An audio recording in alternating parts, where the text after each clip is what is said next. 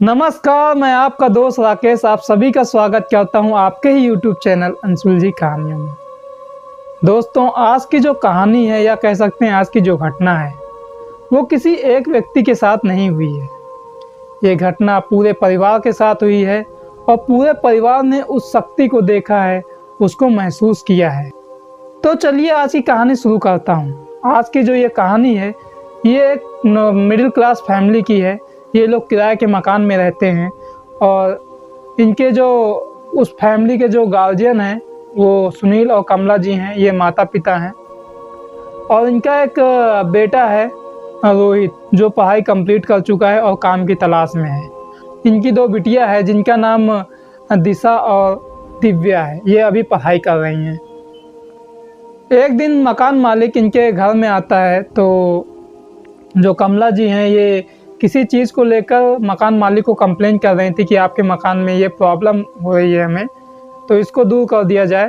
तो इस बात पे मकान मालिक से थोड़ा इनका बहस हो गया था कमला जी का, और मकान मालिक ने गुस्से में कमला जी को बोल दिया कि अगर आपको इस यहाँ पे रहने में इतना ही प्रॉब्लम है, इतनी समस्या है, तो आप मकान खाली क्यों नहीं कर देते।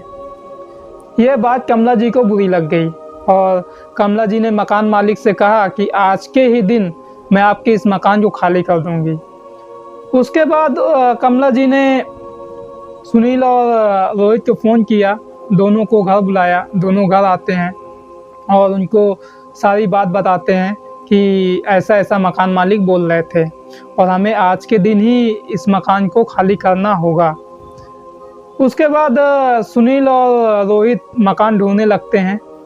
उन्हें कहीं मकान मिल नहीं पा रहा था अर्जेंट में। उसके बाद रोहित के एक दोस्त ने रोहित को बोला कि एक मकान है यहाँ से जो कुछ दूरी पर एक कॉलोनी है, वहाँ पर एक मकान है जो हमेशा खाली रहता है, वहाँ पर कोई किराएदार नहीं है, तो आप उस मकान के मालिक से बात कर लो, क्या पता वो मकान आपको मिल जाए। ये बात जब रोहित को पता चली तो रोहित ने अपने पिता सुनील को फ़ोन किया कि पापा एक मकान के बारे में मुझे पता चला है और आप जो है आ जाइए, हम लोग मकान देखने जाएंगे। अब उनके जो सुनील हैं वो आ जाते हैं रोहित के पास और रोहित, सुनील और रोहित का दोस्त तीनों मकान देखने के लिए जाते हैं। जब रोहित का दोस्त रोहित और सुनील को मकान दिखा रहा होता है कि यही मकान है जो खाली है, सुनील जी उस मकान को देखकर सोच में पड़ जाते हैं, क्योंकि उन्होंने इस मकान के बारे में बहुत कुछ सुन रखा था। लेकिन दूसरी तरफ ये भी सोचते हैं कि उस मकान को भी आज खाली करना ज़रूरी है और इतने अर्जेंट में कोई दूसरा मकान मिलने से रहा। फिर सुनील जी सोचते हैं कि देखो, इस दुनिया में तो बहुत सी बातें होती हैं, सब लोग अपना अपना बात अपने हिसाब से बताते हैं। क्या पता इस मकान के बारे में भी कुछ ऐसी अफवाहें फैलाई गई हों। चलो ठीक है, मैं पहले इस मकान को लेकर देखूंगा, अगर ऐसी कोई प्रॉब्लम हुई तो मकान को खाली करके दूसरा मकान ले लूँगा, तब तक मुझे कुछ टाइम भी मिल जाएगा। सुनील जी ने रोहित और रोहित के दोस्त से बोला कि ठीक है, मकान मालिक से बात करते हैं। फिर वो लोग मकान मालिक के पास जाते हैं और किराए पर वो मकान लेने की बातें करते हैं।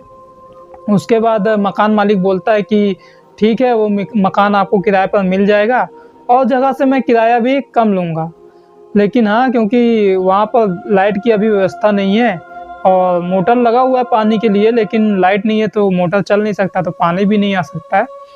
कल आप लोग अभी जाओ, वहाँ पर रहो, सामान वामान शिफ्ट करो और जो है मैं कल सुबह आऊँगा और लाइट की व्यवस्था करा दूँगा कल।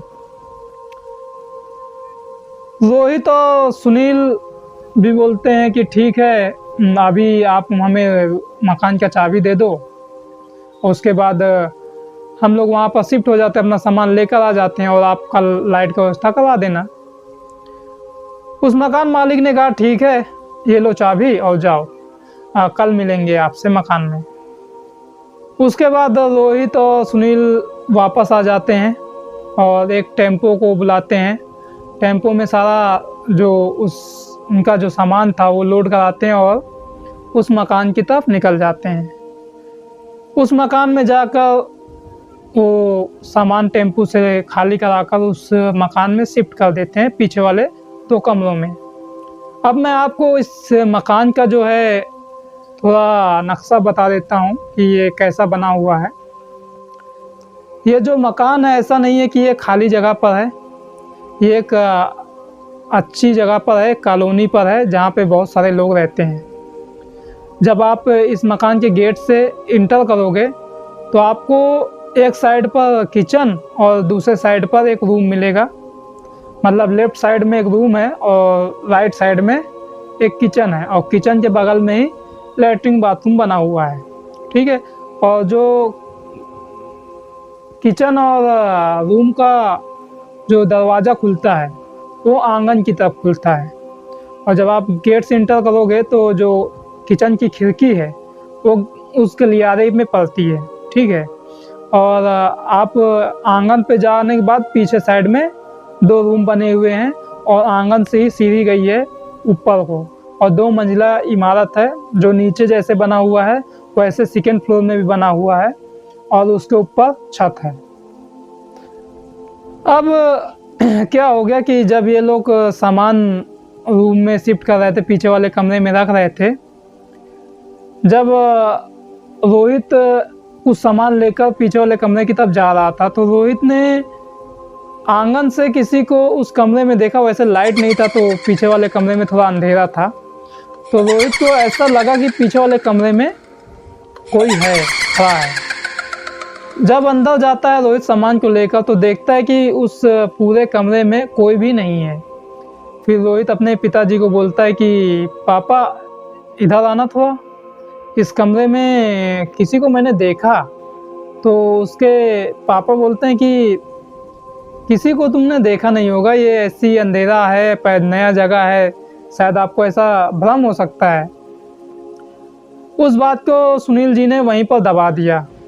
फिर रोहित और वो सब सारे लोग मिलकर जो सामान खाली करवा रहे थे, वो लोग सामान को पीछे दोनों कमरे में शिफ्ट कर देते हैं और अपना अपना जो उनका बनता है वो उसको देते हैं और चले जाते हैं वो टेम्पो वाले और उनके जो मजदूर आए थे। अब शाम का समय था, ये सब करते हुए शाम हो गया था, तो शाम के करीब 7 बज रहे थे। तो जो है सुनील ने कहा कि अब हमें तो भूख लग रही है, सुबह से कुछ खाया नहीं हूँ, खाली रूम के चक्कर में भागा दौड़ी कर रहा हूँ। और बाकी उनकी बेटियाँ भी बोलती हैं कि हाँ मुझे भी भूख लग रही है, और रोहित भी बोलता है कि हाँ मुझे भी भूख लग रही है। तो सुनील बोलते हैं कि ठीक है मैं होटल से खाना मंगा लेता हूँ, आज होटल से खाएंगे। तो कमला जी बोलते हैं कि नहीं, होटल से क्यों खाना है, मैं अभी जो है खाना बना देती हूँ और किचन का सामान थोड़ा सेट करा दो और खाना अभी बना देती हूँ। यह सुनकर रोहित बोलता है कि आज मम्मी मटन खाएंगे, मटन खाने का मन है। उसकी मम्मी जो कमला जी हैं उन्होंने भी बोला कि ठीक है मटन लेकर आ जाओ, आज मटन बनाते हैं। रोहित गया, मटन लेकर आया, सभी लोग राजी थे मटन खाने के लिए, खाने के शौकीन है भाई। और फिर उसके बाद मटन लेकर आते हैं कमला जी। तब तक कमला जी और जो उनकी बेटियां थी दिव्या और दिशा, वो लोग किचन को सेट कर लेते हैं और सेट करने के बाद मटन लेकर आ जाता है तब तक, और ये लोग खाना बनाने लगते हैं। फिर कुछ सामान या कह सकते हैं कि कोई मसाला जो था वो रोहित भूल गया था लाने के लिए। कमला जी कहती हैं कि रोहित मसाला कहीं सामान के नीचे दब गया है और वो मसाला मिल नहीं रहा है, तू मार्केट चला जाओ मसाला लेकर आ जा। रोहित मार्केट जाता है, मसाला लेकर आता है, और कमला जी और दिव्या और दिशा और इनके पापा सुनील जी आंगन में बैठकर बात करने लगते हैं। और रोहित जो है फटाफट मसाला लेकर आता है। और जब ये मेन गेट से इंटर कर रहा था तो जैसे मैंने बताया था कि जो किचन का खिड़की है, ये जो विंडो है वो गलियारे की तरफ खुलता है मेन गेट की तरफ। तो रोहित ने उस मेन गेट से किचन में अपने मम्मी को देखा, मतलब पीछे से देखा कोई औरत खड़ी है, उसको लगा कि वो उसकी मम्मी है। और जो औरत थी वो जो मटन लाया था, मटन था, उसको सूंघ रही थी। और जब रोहित ने यह देखा तो उसे बहुत अजीब सा लगा कि मम्मी ऐसा क्यों कर रही हैं। उसे लगा कि ये उसकी मम्मी है। और वो जब घूमकर आंगन की तरफ से किचन के दरवाजे तक पहुंचा तो उसकी नज़र पहले आंगन पर गई, जहां उन्होंने देखा कि उसके मम्मी और पापा और दिव्या दिशा आपस में बातें कर रहे हैं। रोहित को बहुत अजीब सा लगा। फिर वो आगे गया और उसने देखा जब आंगन में कि मम्मी तो यहाँ बात कर रही है पापा के साथ और दिव्या दिशा भी यहीं पर हैं, तो किचन में कौन है। और जब इसने किचन में जाकर देखा तो वहाँ पर कुछ नहीं है, कोई भी नहीं है। इसको थोड़ा अजीब लगा। इसने सोचा कि जब मैं टेम्पो से सामान घर में रख रहा था तब भी मैंने किसी को रूम में देखा था, और जब मैं रूम के अंदर गया तो कोई नहीं था।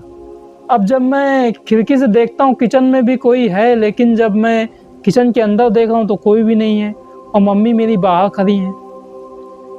ये जाकर मम्मी को बोलता है कि मम्मी आप अभी किचन में थी। मम्मी ने बोला कि नहीं, मैं तो कब से तुम्हारे पापा से बातें कर रही हूँ।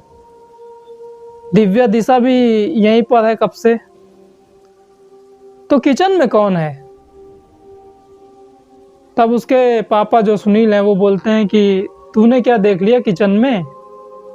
तो बोला कि किचन में जो है कोई था जो वो मटन लाया था ना उसको सूंघ रहा था, बिल्कुल अजीब सा। तो बोला दिखा मुझे कहाँ पे है। बोला वो तो दिख ही नहीं रहा है, जब मैं खिड़की से देखा था तब था, अभी जब दरवाजे से अंदर गया किचन के तो कोई नहीं है वहाँ पर। आप लोग मेरे साथ मजाक कर रहे हो क्या। दोपहर में मैंने किसी को देखा था उस रूम में। तो सुनील जी बोलते हैं कि तेरा दिमाग खराब हो गया है। उसको डांटते हैं रोहित को, बोलते हैं तू कुछ भी देखता है कुछ भी बोलता है।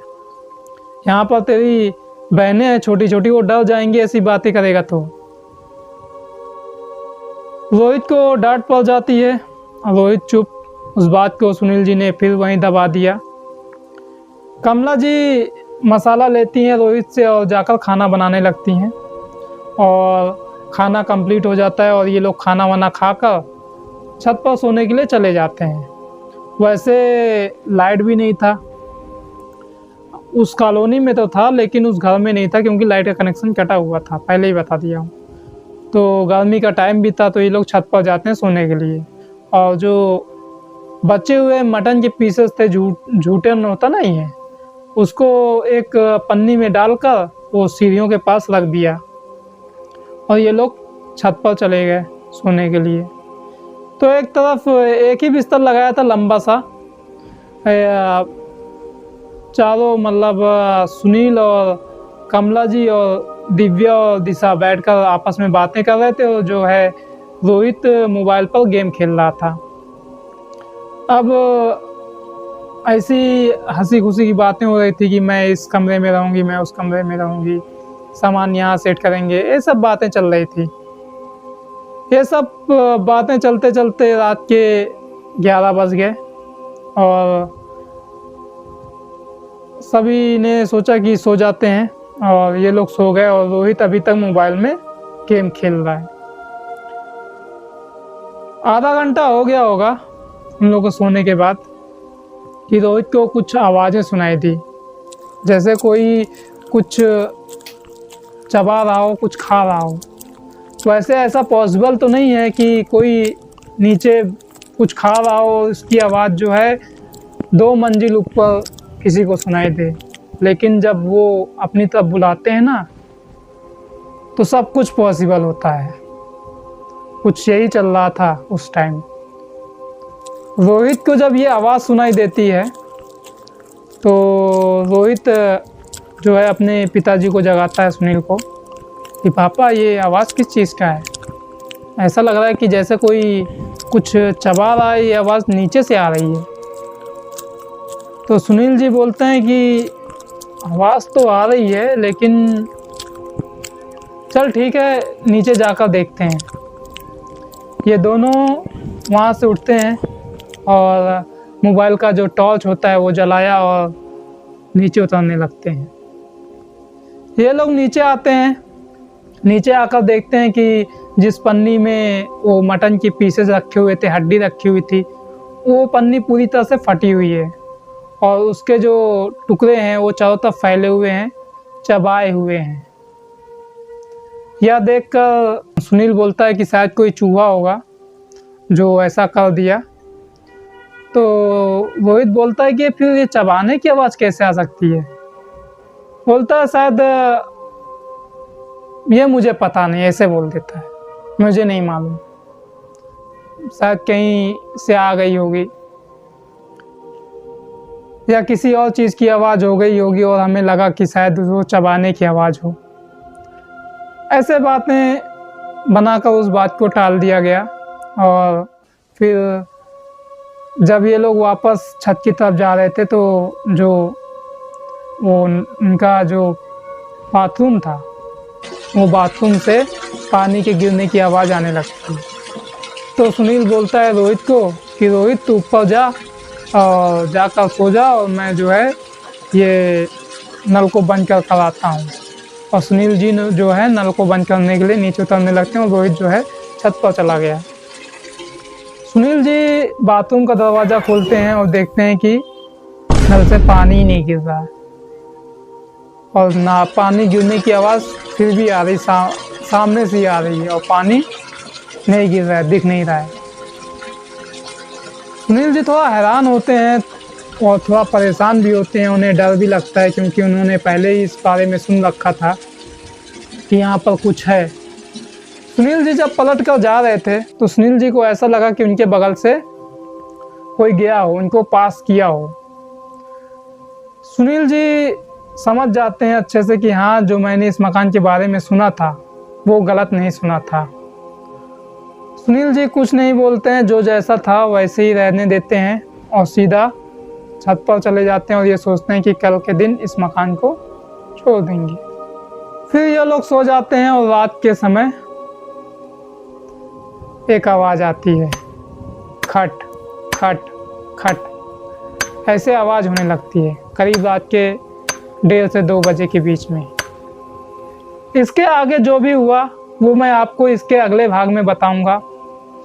तो अगर आपने इस चैनल को सब्सक्राइब नहीं किया तो सब्सक्राइब कर लीजिए और अगर आज की वीडियो पसंद आई हो तो लाइक और शेयर कीजिए और इसका अगला भाग बहुत ही जल्द आएगा, तो आप बने रहिए अंशुल जी कहानियों के साथ। चलता हूँ, फिर मिलेंगे इसके ही अगले भाग में। तब तक के लिए राम राम।